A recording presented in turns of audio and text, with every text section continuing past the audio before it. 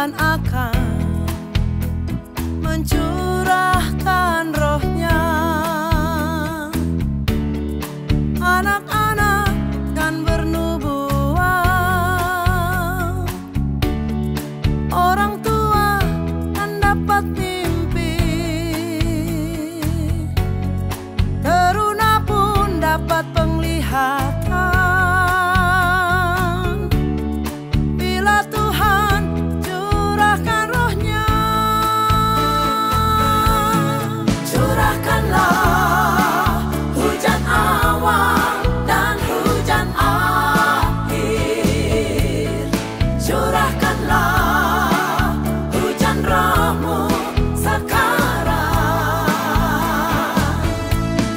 Sempurnakanlah gereja-Mu, siap sambut kedatangan-Mu. Marilah Yesus, datanglah segera.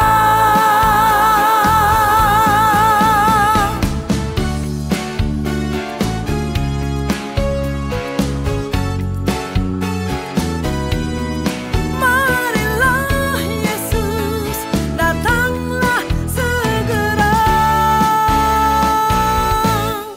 Bila hujan telah mendirus bumi, ladang-ladang pun siap dituai. Tuhan telah curahkan roh-Nya, ladang-ladang pun telah menguning. Waktu tiada tertangguhkan lagi,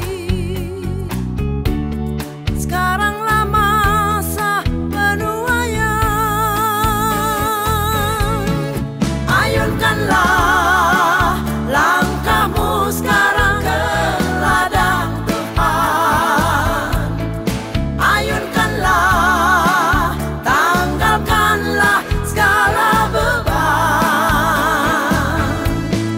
Kau dipanggil untuk melayani, kaulah generasi penuai. Tuailah jiwa-jiwa bagi Kristus. Lengkapilah kami Tuhan dengan kuasa-Mu. Lengkapilah kami dengan kasih-Mu. Kami rindu melayani, kami rindu jadi saksi. Terimalah kami di mezbah-Mu Tuhan. Kami rindu melayani, kami rindu jadi saksi.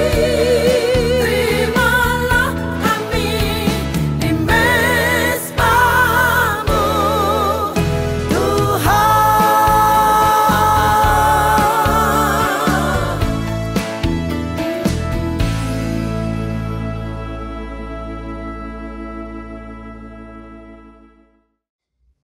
Selamat pagi Bapak Ibu yang dikasihi Tuhan. Renungan firman Tuhan pada pagi hari ini berjudul doa atau demo. Ya, dari beberapa pengertian mengenai demo yang saya baca, saya ringkas dan simpulkan sebagai berikut. Pengertian demo adalah sebuah gerakan protes yang dilakukan oleh seorang atau lebih dengan tujuan menolak atau mengoreksi kebijakan dari pemerintah. Seringkali Bapak Ibu kita mengambil posisi yang sepertinya berdoa. Kita menutup mata, kita melipat tangan.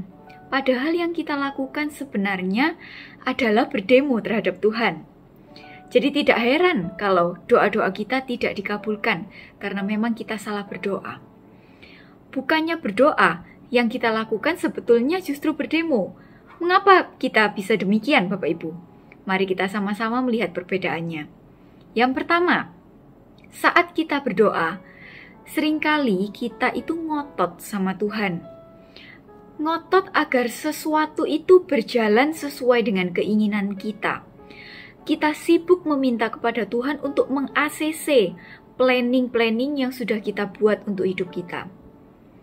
Jika memang itu yang sudah kita lakukan selama ini, kita bukan berdoa, melainkan kita sedang berdemo kepada Tuhan. Doa yang benar adalah berdoa untuk kehendaknya Tuhan. Ada sebuah cerita yang indah di dalam 2 Tawarik 20 mengenai doa. Pada waktu itu, Raja Yosafat diperangi oleh Bani Moab dan Bani Amon. Di dalam ketakutannya, Bapak Ibu, apakah yang dilakukan oleh Raja Yosafat ini? Dikatakan demikian, kami tidak tahu apa yang harus kami lakukan, tetapi mata kami tertuju kepadamu. 2 Tawarik 20 ayat 12. Yosafat tidak menyusun strategi, lalu berdoa meminta Tuhan untuk meng-ACC dan memberkati strategi perangnya tersebut. Tuhan, ini rencanaku, tolong Tuhan berkati. Jangan beri instruksi kepada Tuhan untuk melakukan ini dan itu di dalam hidup kita, karena Tuhan paling tahu yang terbaik untuk hidup kita. Seperti doa Yesus, bukan kehendakku, namun kehendakmu jadilah. Lukas 22 ayat 42b. Intinya adalah kita harus berdoa untuk mencari kehendaknya Tuhan, bukan untuk memaksa Tuhan, Bapak Ibu sekalian. Jika ini yang kita lakukan, maka kita tidak akan pernah kecewa terhadap Tuhan. Ya, yang kedua, pernahkah kita berdoa sambil mengancam Tuhan sebagai bentuk protes kita? Tuhan, kabulkan doa saya. Jika Tuhan tidak menjawab doa saya, maka saya tidak mau berdoa lagi. Saya tidak mau pergi ke gereja lagi. Saya akan berhenti dari segala pelayanan saya. Pernahkah kita berdoa demikian? Sikap doa yang seperti ini bukanlah doa, melainkan ini adalah demo, bentuk protes kepada Tuhan. Karena berdoa yang sesungguhnya adalah kita menaikkan doa kita dengan hati yang tulus, hati yang hancur, dan merendahkan diri. Bukannya malah mengancam dan memaksa Tuhan. Nah, kalau begitu, bagaimana dengan cerita Yakub yang bergumul dengan Allah di dalam Kejadian 32 ayat 22-32? Bukankah di sana dituliskan sepertinya Yakub memaksa dan mengancam Allah juga? Ya, di ayat yang ke-26, lalu kata orang itu, biarkanlah aku pergi, karena fajar telah menyingsing. Sahut Yakub, aku tidak akan membiarkan engkau pergi, jika engkau tidak memberkati aku. Ya, sepertinya kita lihat di sini seolah-olah Yakub sedang mengancam malaikat Tuhan, yaitu Allah sendiri ya. Apa yang sebenarnya terjadi saat itu, Bapak Ibu Saudara sekalian? Mari kita bandingkan dengan kitab Hosea 12 ayat 4-5. Ayat 4. Di dalam kandungan, Yakub, menipu saudaranya, dan dalam kegagahannya ia bergumul dengan Allah. Di ayat yang kelima, ia bergumul dengan malaikat dan menang. Ia menangis dan memohon belas kasihan kepadanya. Ini menarik sekali Bapak Ibu sekalian. Mari kita bahas dan garis bawahi ayat yang kelima. Ia menangis dan memohon belas kasihan kepadanya. Ternyata inilah yang sebenarnya terjadi. Inilah yang sebenarnya dilakukan Yakub di dalam pergumulannya. Ia menangis dan memohon belas kasihan kepada Tuhan. Bukan memaksa dan mengancam Tuhan seperti yang kita pikirkan selama ini, Bapak Ibu. Inilah hati pendoa yang dikehendaki oleh Tuhan.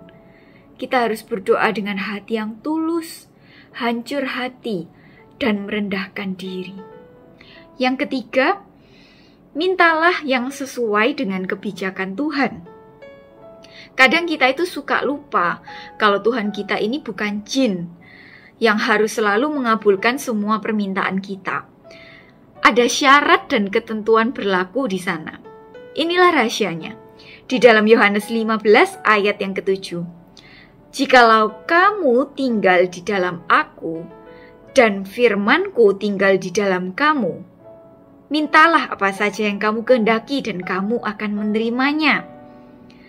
Kita sebagai anak-anak Tuhan di ayat ini, memang kita diharapkan untuk menerima janji-janji Tuhan itu. Janji-janji yang mana?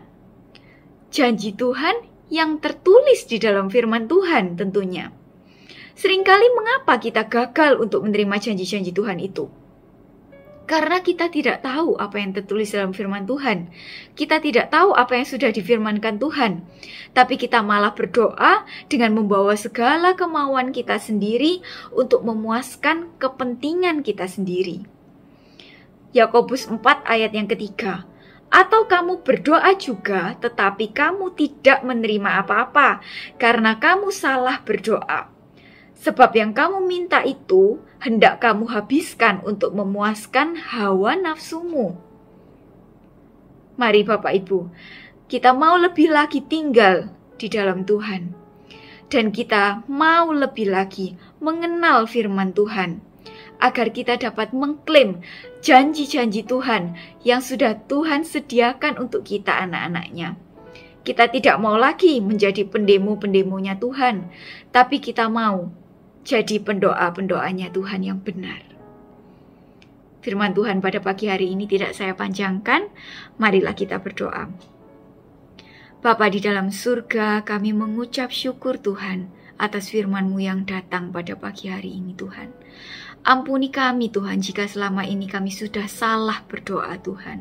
Ampuni kami Tuhan, ajarlah kami Tuhan untuk berdoa Tuhan yang sesuai dengan kehendak-Mu Tuhan. Sehingga kami tidak mudah kecewa Tuhan terhadap Engkau Tuhan. Terima kasih Tuhan, terima kasih. Kami bersyukur Tuhan atas semua yang sudah Engkau lakukan di dalam hidup kami Tuhan.